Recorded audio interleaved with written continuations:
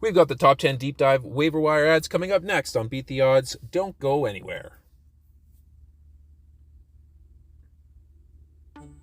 Hello, sports fans. Welcome back to another episode of Beat the Odds. We are going to take a look at the top 10 deep dive waiver wire ads. These are the top 10 players you can find in roughly 75% of leagues. If you like this type of content here, be sure to like the video and, of course, subscribe to the channel and ring that notification bell so that way you'll be notified whenever we drop an episode. And, of course, if you ever get a chance to, please do comment on these videos, as your comments do help us out to pick the content that we put in each episode. Let's get started here at number 10. We've got Cutter Crawford, 10% owned here in leagues, 10 innings pitched over the last 2 weeks, 11 strikeouts, 1 win, 3.60 ERA, 0.90 whip. The 27-year-old righty has recently pitched 6 shutout innings with 9 strikeouts against the Cubs. Now, Cutter's namesake pitch, Cutter, of course, has 71% more break than the average Cutter, making it a pretty effective pitch, but his fastball is his most effective pitch. Opponents are only hitting 170 against it this season. Let's go to number 9. We got Luis Rengifo, 6% owned here, batting first in the lineup in Los Angeles. He had posted 5 runs on 4 homers, 7 runs batted in, 231 average. Rengifo has surprised a few managers last season, picking up 17 home runs and 489 at-bats. He's flashed some streaky hitting at times last year, and he's doing that right now. He has also been moved to the top of the order in LA. Now, I don't really expect that to stick around once Trout returns, but I would say that it's safe to ride Rengifo until that happens. Let's go to number 8. We got Mauricio Dubon, 25% owned in leagues, batting first in the lineup in Houston. Last 2 weeks, he's posted 8 runs on a homer, 6 runs batted in, 1 stolen base, 200 average. Dubon was on no one's radar to start the season, but he has been a pleasant surprise, playing on a super utility role and filling in for Jose Altuve as he has been injured. Now, I'd be okay with picking up Dubon, who is a really good source of runs and average, and I'd stash him in case Altuve happens to sustain another injury or if there's something else that happens in that lineup that needs Mauricio Dubon to fill in. Let's go to number 7. We got Luis Medina, 4% owned here in leagues, 10.2 innings pitched the last 2 weeks, 1 win, 12 strikeouts, 0.84 whip, 0.84 ERA. The former Yankees prospect is starting to piece it together here for the A's. He possesses a high 90s fastball. He's got a full arsenal of pitches, so that should give Medina the tools to succeed in this league, but he has struggled with walks this season.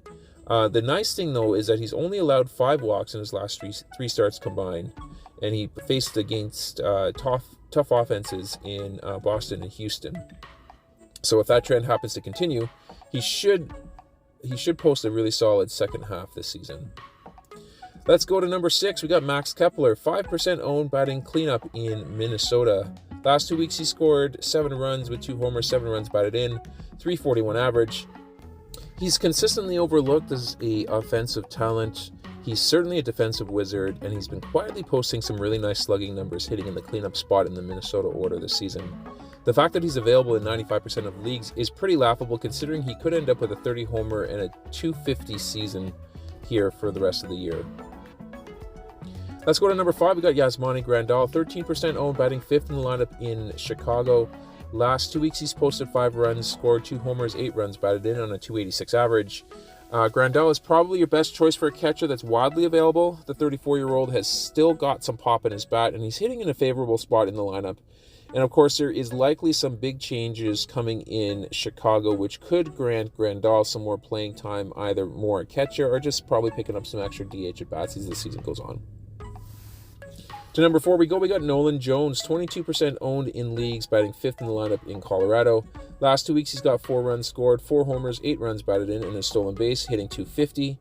Nolan has been balling out in Colorado and is certainly more deserving of some playing time on fantasy squads. He has some serious tools, and he could be a 5-tool fantasy star really soon. Could it happen this year? It's possible, but it certainly won't cost a whole lot for you to find out. Let's go to number 3. We got Trevor May, 15% owned in leagues. Last 2 weeks, he's posted 4 innings, 4 strikeouts, 3 saves, 2.25 ERA, 1.25 whip. Now, a closer on a last-place team is hardly a cause for an excitement, but keep in mind that a team that doesn't score a whole lot of runs, which Oakland certainly doesn't, will likely be in some more close games. Now, May has been steady this past month. He's picked up 5 saves, and he's had a 2.16 ERA and 8.1 innings pitched. That certainly works as a solid RP3 in most leagues. To number 2 we go. We have Willie Castro, 14% owned in leagues, batting 6th in the lineup in Minnesota. Last 2 weeks, he's posted 3 runs scored with 3 runs batted in and 4 stolen bases with a .233 average. Castro has been running wild of late, picking up 11 stolen bases in his last 62 at-bats. Of course, when you toss in the fact that he plays all over the diamond and he has an improved willingness to be aggressive on the base pass, he's certainly turned himself into a fantasy-relevant player once again. Last but not least, at number 1, we got Kerry Carpenter, 11% owned, batting 4th in the lineup in Detroit.